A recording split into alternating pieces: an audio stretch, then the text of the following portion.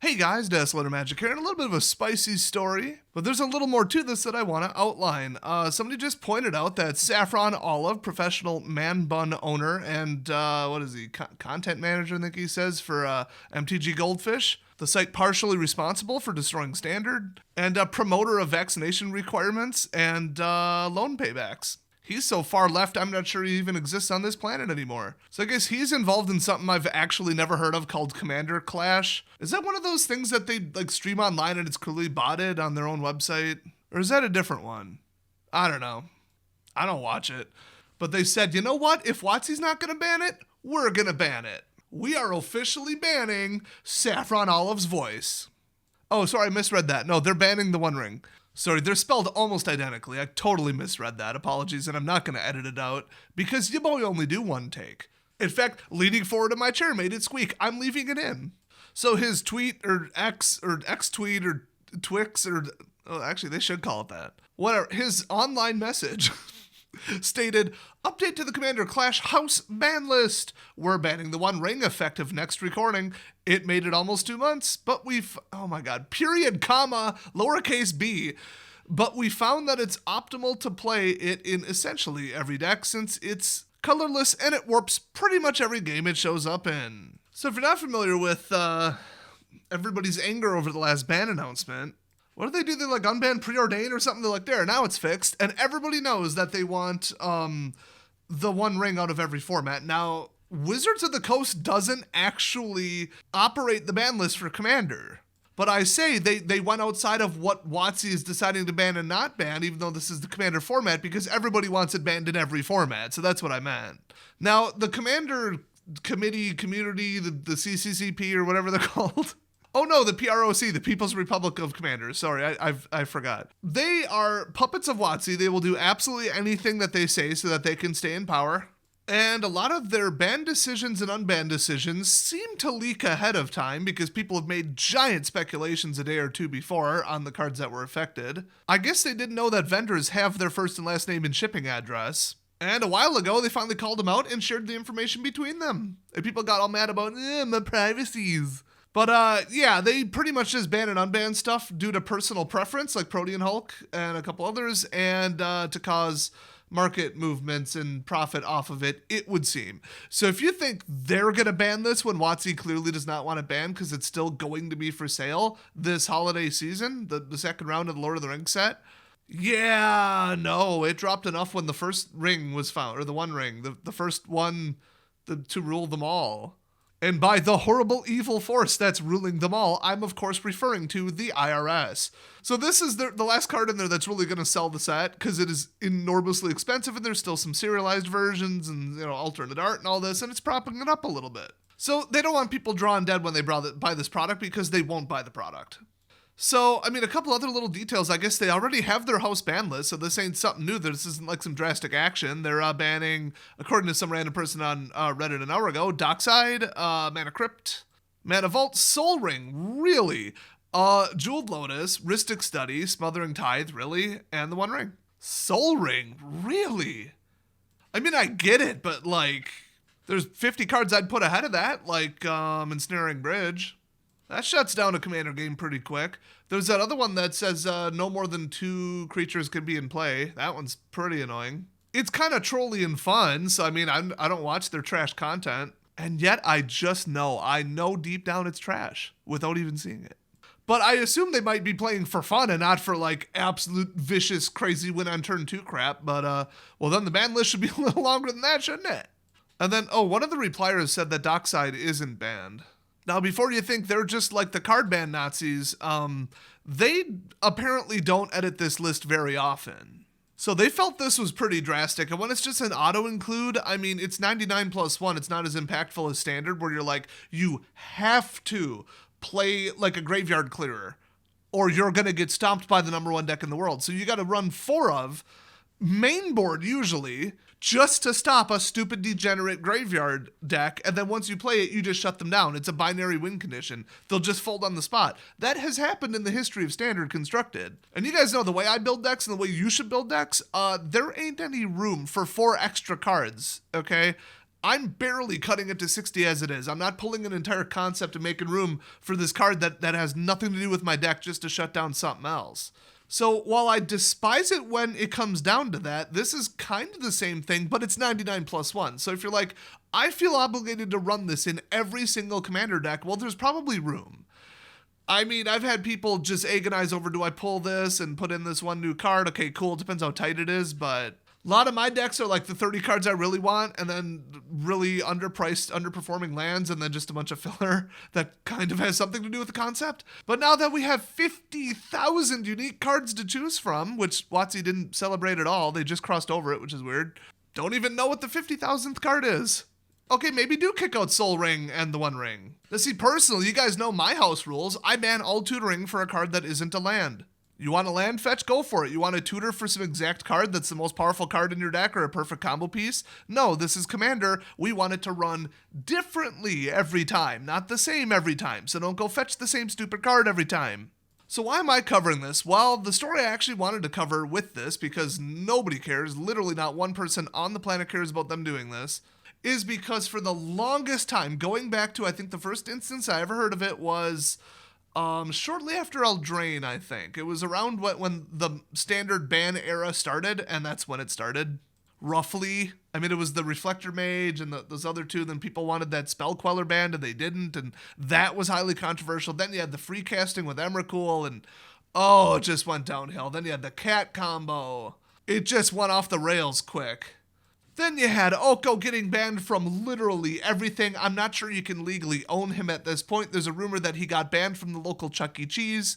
And during that whole time, there were stores that were just like, this is a problem. This person or people, this group running this deck is driving away customers. So I don't care what WOTC says. We're making insert name of my store here standard format, and that's what we're playing. It's like the real standard format, but without all the broken crap that WOTC refuses to ban. So there are some where they split it into like casual and not, where they say if we deem it to be tier 1, you're in the professional league and you can go play mirror matches against your little, $500 net deck dumbasses and just have a fun, enjoyable time, not being able to beat up on little kids and casuals.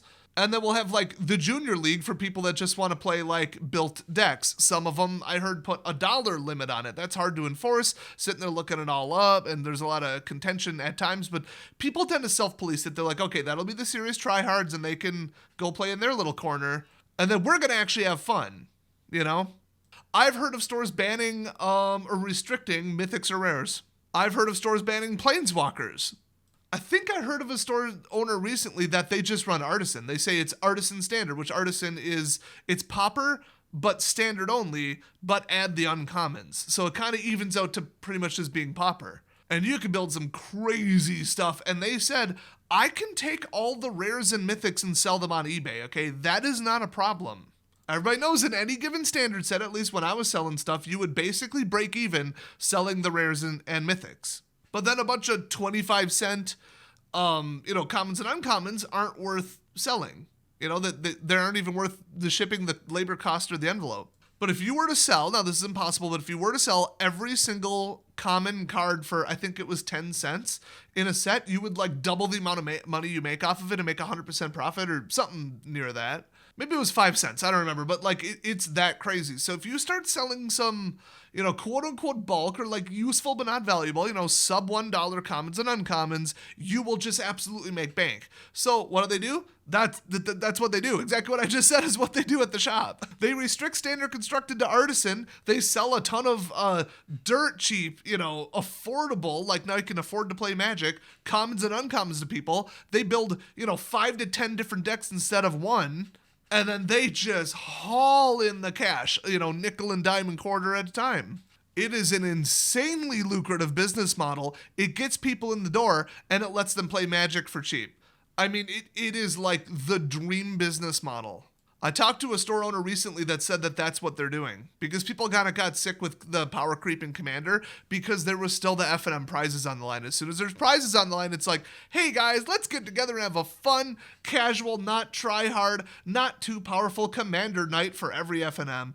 And then people are like, well, okay, upgrade my deck a little because I got really close to the prizes this time. Yeah, I'm having fun playing Magic, but you know what's even more fun? Winning a little bit of prizes.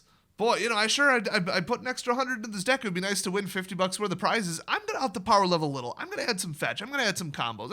I'll add like one infinite combo. And then soon enough, it's, you know, win on turn 2, hyper competitive trash, and everybody ruins it. And then what do? Tell the person to take their $1,000 deck that they bought the cards directly from your store and not play with it? So they're just like, fine, we'll have casual, no prize Commander, and then what do we do for F&M? So it's like, what do? Pauper? Nobody has Pauper staples in stock. Everybody bought them. They're worth like $8 in their commons and stuff. You sell them. No store holds on to them. They're ancient. You know what I mean?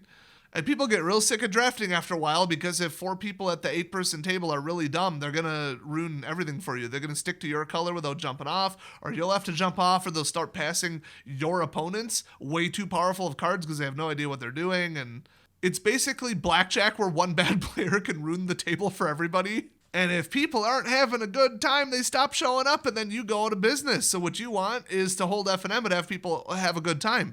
So people have been switching formats, but the original version of that, like go back 5 years, I heard nonstop from people, mostly on my Discord, but also in a poll on in a discussion thread on, I'm not going to say who it is, but it's a group online of store owners that like to talk behind WOTC's back and compare numbers. Let's just put it that way. And an enormous percentage of them, double-digit percentages, were saying, yeah, we have our own in-house ban list. If we think a card's too crap, we just say you can't play with it anymore. Or, hey, you won 3 F&Ms in a row, bring a different deck, or we will be forced to ban the card, or they just do both. They just give a little warning, like, hey, we think you've done a little too well, you know? Go play at the try-hard place across town or come back with a different deck. And, you know, sometimes people get pissed off and leave and never come back. Well, problem solved. That's kind of what you wanted. They're a toxic player ruining, you know, one person ruining 10 other people's time. And usually those people actually are the ones who, they never buy sealed and they buy all the singles online for, you know, 50 cents less because usually they show up with a $1,000 deck and a $500 car. You guys know exactly who I'm talking about. I'm literally picturing them from my LGS from hell. One of them had bad brakes and dinged somebody's moped on the way in trying to park because they were late. But why buy brakes when you can buy Thas's stupid overpowered blue merfolk? I don't remember what it was, back in Theros. And I know because I was the other jackass running that deck. One of the few times I'm just like, you know what, I can't compete, I'm going to build power, I'm sick of this. And then I just crushed him by outplaying him. It was hilarious. Last time I ever spent $200 on a deck in Standard.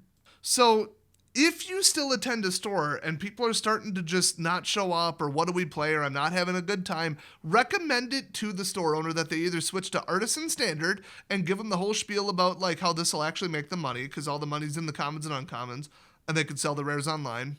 Or just say, you know what, institute your own ban list. But it's like, it would have, at this point, to save Standard, it would have to be like 30 cards to really, really, really lower the power level. Because like, you ban this, and this in tier 1. Okay, we'll just back it up, you know, 2 cycles, like 6 months, 2 quarters.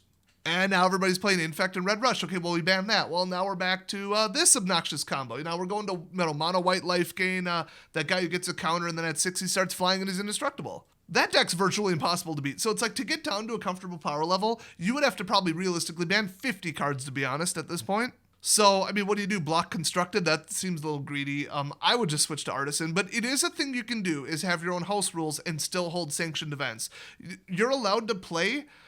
I think the word of the law or the rules or whatever that WOTC puts out is it has to be a sanctioned format, but they might have dropped that requirement or they stopped enforcing it is what I recall hearing. So if you just want to make up your own format, your own event thing for a special event or whatever, special event being literally every single week at F&M, you can do that and still be a sanctioned store in the WPN network. That's right, the Wizards Play Network. And if you still aren't playing structured play, let me just throw this out there. You and your friends can play whatever the heck you want. My favorite format, as far as constructed, is this deck used to be legal in Standard at one point. To us, that's good enough. They're probably pretty close on power level. And it makes sense. You keep your deck together, sleeved, and in a deck box from something you used to play, 7 years ago that you really liked, and you get to play it again in a format that's pretty appropriate, like power level wise. WOTC can't stop you from playing whatever you want with your friends on your own kitchen table. Never forget that. They also can't stop you then from running proxies, just throwing that out there. So thanks for watching, everybody. Hopefully there'll be some more crazy Magic news because it's been a little quiet lately. But hey, I'll see you guys next time.